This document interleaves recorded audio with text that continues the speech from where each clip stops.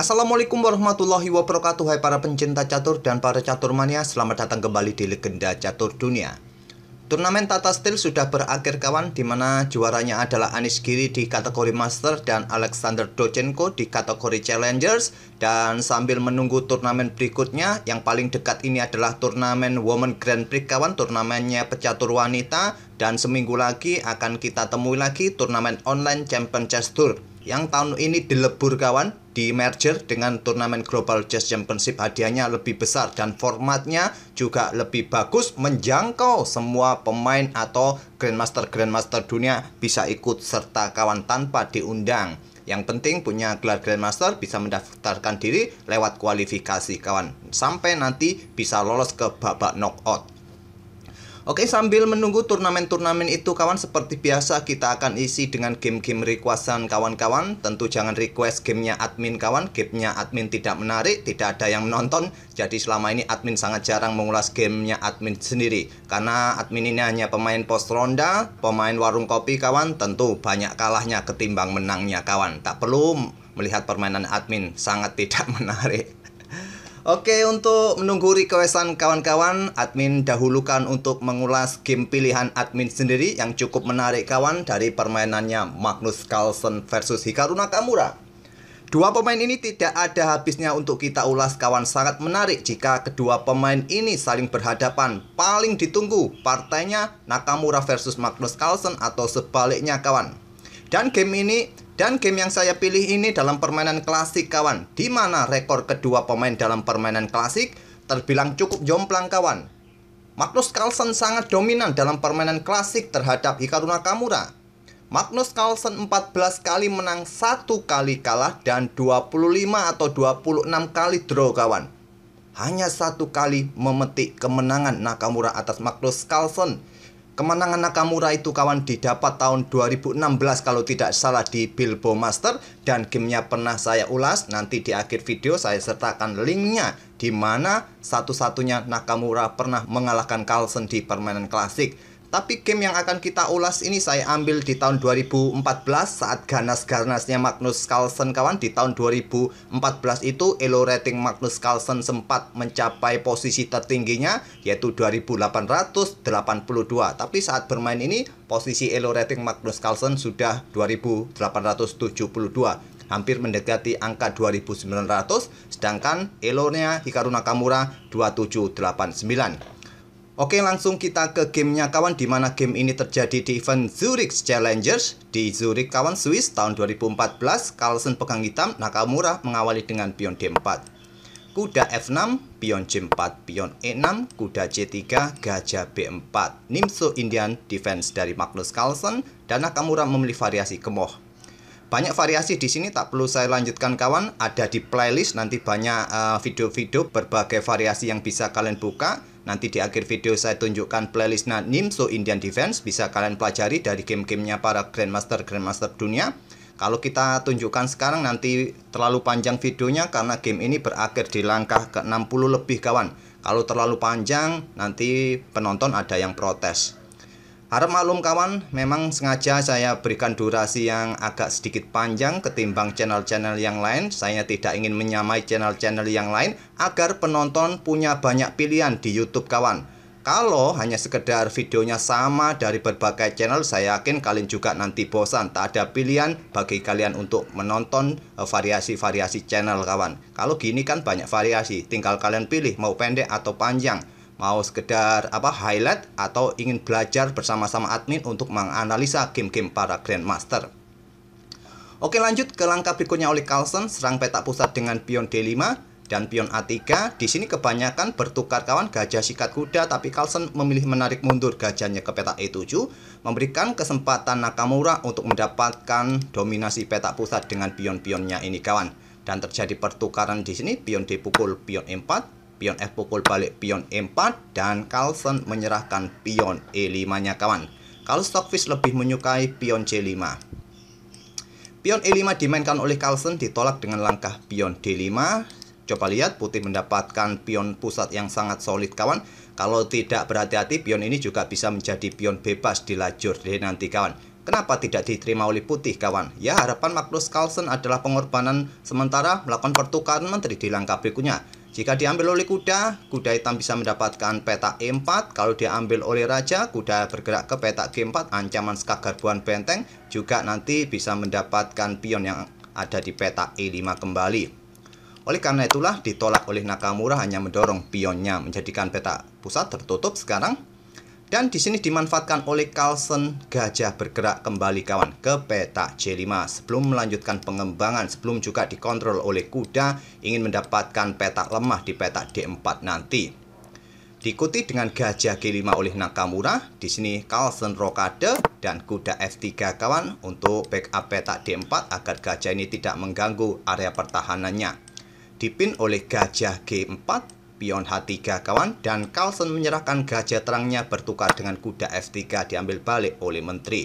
Tujuan Carlsen menukarkan gajah terangnya, kawan, jelas untuk mendapatkan permainan di petak-petak gelap nanti dengan gajah gelapnya ini, kawan. Oleh karena itu sesegera mungkin dia menukarkan gajah terangnya. Permainan berlanjut, Carlsen melanjutkan pengembangan kuda B ke D7 berkoneksi dengan saudaranya agar mendapatkan backup kuda F6 ini, kawan, dan menterinya bebas bergerak. Apakah pion-pion ini siap dimainkan? Kita lihat saja di langkah berikutnya. Di sini, rokade panjang merupakan pilihan utama dari stockfish atau pertukaran. Tapi untuk mendapatkan keuntungan, kawan, melakukan rokade panjang itulah yang dipilih oleh Karu Nakamura. Dengan permainan rokade yang saling berlawanan ini akan menyajikan permainan yang sangat menarik, kawan. Sering kita temui permainan-permainan seperti ini. Jelas adu balap pion untuk membuka serangan-serangan. Putih berharap bisa mendapatkan serangan lebih cepat di sayap raja, begitupun juga pion-pion hitam sayap menteri ini, kawan. Kita lihat siapa yang lebih cepat. Gajah D4 lanjut Carlsen, kuda E2, kawan, coba serang gajah dipertahankan dengan pion C5. Dan di sini ada kesempatan bagi putih ambil pion menggunakan end pasen atau sikat gajah. Kalau sikat gajah tentu diambil balik oleh pion C, posisi pion hitam akan mengganggu posisi area pertahanan putih. Atau sebaliknya juga, kawan, kalau pion ini diambil menggunakan end pasen, memang terlihat akan untung satu pion. Tapi kompensasi yang didapat ya dipukul balik terlebih dahulu oleh pion, kawan. Diambil balik oleh benteng, terlihat untung satu pion putih sementara, tapi kompensasi yang didapat oleh hitam, lajur B, kawan, terbuka bagi bentengnya. Terus petak-petak gelap ini juga terlihat cukup kuat dikuasai oleh hitam, kawan. Menteri bisa keluar diikuti benteng-bentengnya bergerak ke pusat ke lajur B. Itulah kompensasi yang bisa didapat, lebih cepat inisiatif untuk keluar menyerang. Oleh karena itulah, kawan, Nakamura setelah pion C5 dimainkan oleh Carlsen tidak melakukan pergerakan end pasen atau sikat gajah yang terlihat mengganggu, tapi langsung mulai menyerang dengan pion G4. Carlsen pion A5. Kalau stockfish tadi menyarankan satu petak saja, kawan, dan nanti bisa diikuti dengan pion B, tapi Carlsen terlihat ingin mengangkat bentengnya langsung untuk bergeser ke lajur B. Raja bergeser ke B1, benteng A6, dan di sini kuda manuver ke G3, kawan. Persiapan memberikan dukungan bagi perwira yang lain, lompat ke petak F5, ke petak H5 untuk melakukan pertukaran bisa juga diantisipasi dengan pion G6.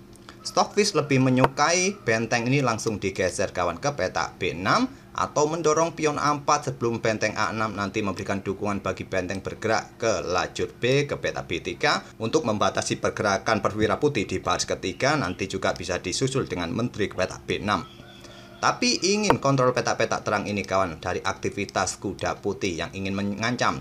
Tapi dengan mendorong pion ini tentu memberikan kesempatan pion ini segera didorong dan terbuka lajur H. Itulah yang dilakukan oleh Nakamura. Carlsen bermain dengan pion A4 dan di sini benteng H2. Karena sudah jelas, kawan, benteng menteri siap memberikan tekanan pada petak B2 ini, jadi Nakamura segera mengangkat bentengnya membantu pertahanan. Ataupun juga nanti setelah gajah berkembang ada opsi bagi bentengnya ditumpuk di lajur H. Berikutnya menteri A5. Kalau stockfish lebih menyukai benteng ke petak B6, dibalas Nakamura dengan gajah D2. Menteri mundur ke C7, sekarang pion G5. Stockfish menyarankan dengan pion H5 yang lebih cepat, kawan, untuk membuka lajur H, tapi memilih dengan pion G5 terlebih dahulu. Kuda mundur ke E8 dan seperti yang kalian lihat, kawan, di sini parameter menunjukkan posisi putih sudah sangat bagus pada posisi ini dalam posisi menyerang. Begitu juga terlihat hitam juga dalam posisi siap-siap menekan di sisi menteri, kawan. Di sini pion H5 mulai didorong benteng B6 lanjut Carlsen dan gajah C1. Membuka akses benteng, menjaga petak B2 bersama gajahnya kawan, dan dijawab Carlsen dengan benteng B3. Menteri G4 menghindari ancaman benteng, dan selanjutnya kuda B6.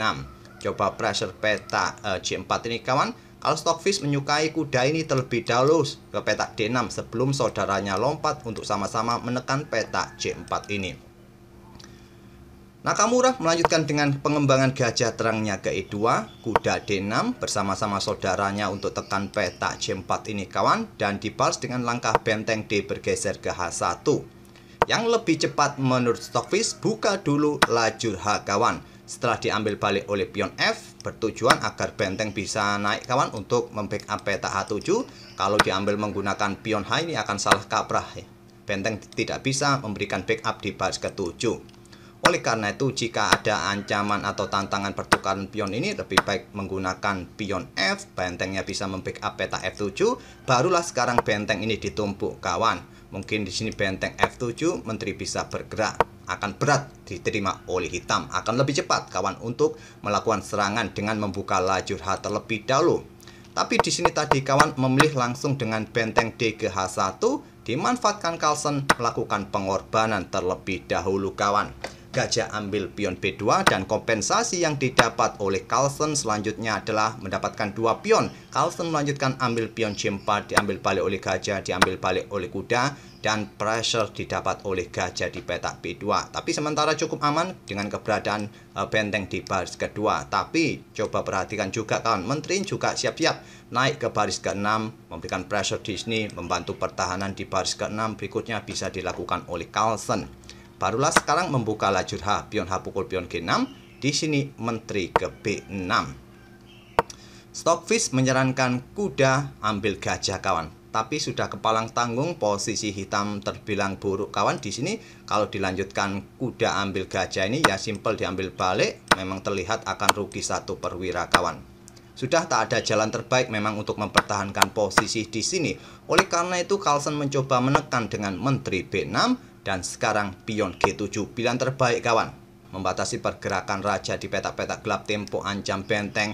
Benteng siap meluncur di sini kawan, nanti memberikan ancaman skakmat. Berikutnya kuda pun juga siap memberikan backup bagi pion untuk mengunci pion agar tidak diambil oleh hitam. Tapi perlu diperhatikan juga, kalian harus berhati-hati, ancaman skakmat juga bisa didapat oleh putih. Benteng bergeser ke D8 dan di sini ada ancaman kawan, gajah ini bisa tewas di langkah berikutnya. Tidak coba dipertahankan oleh Nakamura, merelakan gajahnya kawan, bergeser menterinya ke H4 ancaman skakmat, dan gajah diambil oleh Carlsen. Kalau diambil balik kawan dengan benteng, menteri hitam meluncur ambil balik skakmat. Oleh karena itu hanya bergeser ke peta A1. Dan kalau melanjutkan skak di sini ya tak ada masalah, ambil saja, masih bisa diambil oleh putih, tak ada ancaman skakmat. Baris kedua masih aman kawan, adanya benteng putih ini. Benteng pukul benteng H2 lanjut Carlsen, diambil balik, ancaman skakmat masih ada. Menteri bergeser untuk pertahankan petak G7-nya ke G6, dan di sini kuda F5. Pertahankan posisi pion, ancaman skak garbuan terhadap menterinya diantisipasi Carlsen benteng E8. Dan di posisi menteri bergeser ke G4 untuk memberikan jalan bagi bentengnya kawan. Coba tekan menteri, nanti diikuti menterinya dari bawah yang akan memberikan serangan berikutnya. Diantisipasi menteri bergeser ke petak B6 juga ancaman skakmat kawan. Kalau ditinggal benteng, ancaman skakmat di sini, dan di sini menteri ke H3. Menteri hitam kembali ke G6. Di sini kawan, hitam tidak mempunyai langkah yang bagus lagi. Di sini langkah terbaik bagi putih harusnya bisa bergeser benteng ini ke H1 untuk mempertahankan baris pertamanya kawan sebelum melakukan pergerakan yang lain. Coba lihat di sini. Benteng pun tidak bisa meninggalkan peta E7 kawan dari ancaman skak kuda ini, atau menteri juga tidak bisa meninggalkan pion H7-nya. Kalau didorong kawan ya simpel saja diambil oleh menteri, tetap nanti bisa ancaman skakmat menggunakan benteng di peta H8 karena posisi raja terkunci oleh pion. Cukup bagi benteng melakukan skakmat. Tapi di sini Nakamura memulai langkah kesalahan kawan dengan pion D6-nya, langkah blunder yang disikat langsung oleh kuda. Langkah terbaiknya adalah benteng terlebih dahulu kawan untuk pertahankan baris pertama. Di sini hitam sudah tidak mempunyai langkah-langkah terbaik untuk bertahan. Mungkin bermain dengan pion B5, barulah pion ini bisa kalian mainkan. Karena baris pertama kalian pertahankan, kalau disikat oleh kuda kawan, kalian ambil balik. Kalau ada ancaman benteng, benteng tidak bisa menusuk baris pertama kawan. Tinggal balik lagi ke peta F5. Dan posisi putih masih dalam posisi kemenangan. Beda lagi sekarang kawan, belum ada benteng di baris pertama, Nakamura langsung memainkan pion D6-nya. Disikat oleh Carlsen, diambil balik oleh Nakamura. Berharap diambil oleh menteri kawan dan skakmat satu langkah. Tapi tidak, Carlsen masih mempunyai benteng dan ancaman skakmat kawan di peta D1 kalau kuda ini pindah ke peta F5. Tapi Nakamura memilih kudanya mundur ke peta C4. Langkah terbaik mundur atau bergerak ke peta C8 kawan. Seumpama bergerak ke peta F5, ancamannya serius kawan. 5 langkah berikutnya skakmat, memberikan kesempatan benteng bergerak skak. Dan kalau raja bergerak ke peta gelap ini kawan, diikuti menteri. Kalau bergerak ke peta terang, diikuti menteri juga. Bisa bergerak ke peta terang ini kawan, ancaman skak juga sama. Dan beberapa langkah berikutnya, 4 langkah berikutnya maksimal skakmat. Bisa kalian cari kombinasinya, tak perlu saya lanjutkan lagi. Di sini Nakamura memilih dengan langkah kudanya ke peta C4 dan Carlsen ambil pion E4 kawan. Ancaman skak di sini diikuti menteri ke sini nanti kawan. Dan posisi menteri pun tetap menjaga peta H7. Masih aman rajanya Carlsen. Posisi permainan dalam posisi yang setara. Di sini menteri H5. Coba kontrol peta D1, tetap memberikan ancaman agar menteri ini tidak bergerak kawan. Langkah terbaiknya kuda ini yang bergerak untuk awas di peta D1. Tapi yang ditakutkan mungkin adalah pimpinan ini kawan. Oleh karena itu menteri bergerak ke H5. Di sini benteng D3. Coba ingin rebut pion ini untuk pertahankan juga peta ini kawan. Mungkin nanti benteng ke peta B3 memberikan dukungan menteri di peta B1. Bisa juga benteng H4. Menteri F5 menghindari serangan benteng. Menteri E2 ancam benteng ataupun juga menantang pertukaran kawan. Mungkin menteri ambil pion di sini bisa mendapatkan benteng putih juga bisa mendapatkan benteng hitam di peta D3. Dijawab Carlsen dengan langkah pion B5 terlebih dahulu. Kuda D2 dan Carlsen menerima tantangan pertukaran benteng kawan. Kalau Stockfish menyarankan ambil pion ini terlebih dahulu.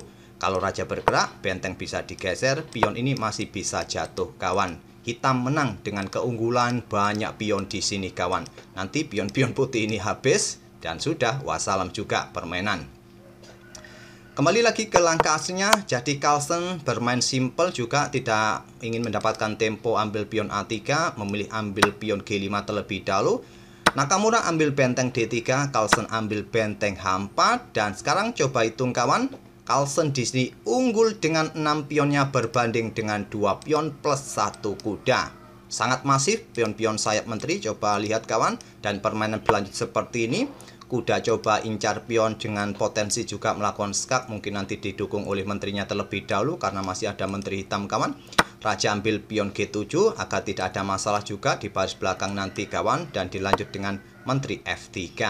Di sini menteri F4. Ditolak oleh Nakamura, G2 skak, raja mundur ke F8, dan raja mulai bergerak. Tanda kuning, tapi tak perlu saya tunjukkan mana pilihan terbaik. Posisinya memang sangat sulit di posisi ini bagi Nakamura kawan. Di sini pion mulai didorong oleh Carlsen di sisi kanan kawan. Kuda D2 dijawab dengan langkah pion terus didorong. Raja bergeser ke C2, gantian pion sayap menteri, pion A pukul pion B4, pion C pukul pion B4. Sekarang pertarungan 5 pion melawan 1 kuda. Tentu sudah tidak seimbang lagi. 5 buah melawan 1 buah. Ya hitung-hitungannya kita anggap setara lah menteri lawan menteri ini. Menteri A8 masih mencoba melakukan skak-skak yang berulang kawan. Raja bergeser saja ke G7. Menteri ambil pion A4 agar tidak mempunyai pion yang masif di sisi menteri kawan. Giliran pion H didorong oleh Carlsen.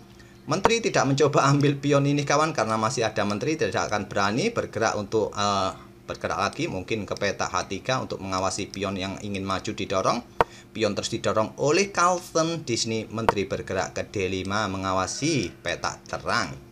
Gantian sekarang pion di lajur E dikorbankan kawan. Kalau disikat diambil balik, ya pion ini bisa promosi. Kalau disikat oleh kuda, pion promosi kawan karena terblokade oleh kudanya sendiri.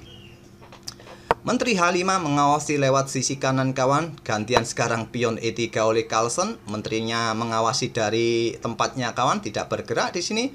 Kuda bergerak kawan dan Carlsen mulai mendorong pion E-nya. Di sini raja bergerak ke B3. Coba ingin rebut pion ini nanti. Dijawab Carlsen dengan langkah menunggu pion F6, juga membatasi pergerakan menteri ataupun kudanya kawan di sini. Sudah tidak bisa lagi kawan, tapi Nakamura masih mencoba dengan kuda E1, menteri G3 skak, raja bergerak, tidak ambil pion kawan. Dan di sini kalian bisa ambil kuda ini kawan, tapi Stockfish menyarankan yang lebih kuat adalah menteri G1, itulah yang dipilih oleh Carlsen. Menteri ambil pion E2, lanjut Nakamura, dan di sini menteri A7 skak. Tidak terburu-buru untuk melakukan pergerakan kawan, ingin mengawasi baris ke-7 juga agar rajanya nanti tidak kena skak bolak-balik kawan. Masih bisa kalau melakukan skak bolak-balik di sini kawan nanti, tapi tempo yang didapatkan oleh Carlsen jauh lebih cepat.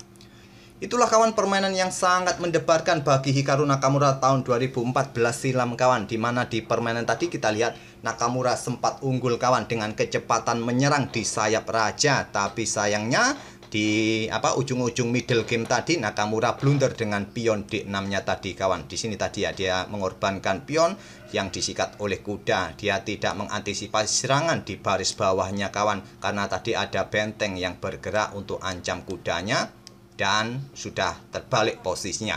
Nakamura kolaps tadi setelah blunder pion D6.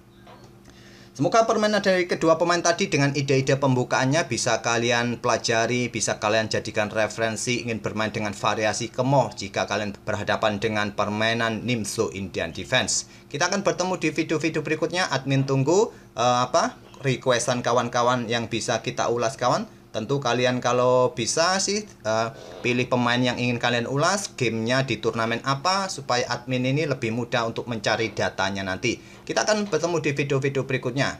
Terima kasih. Wassalamualaikum warahmatullahi wabarakatuh.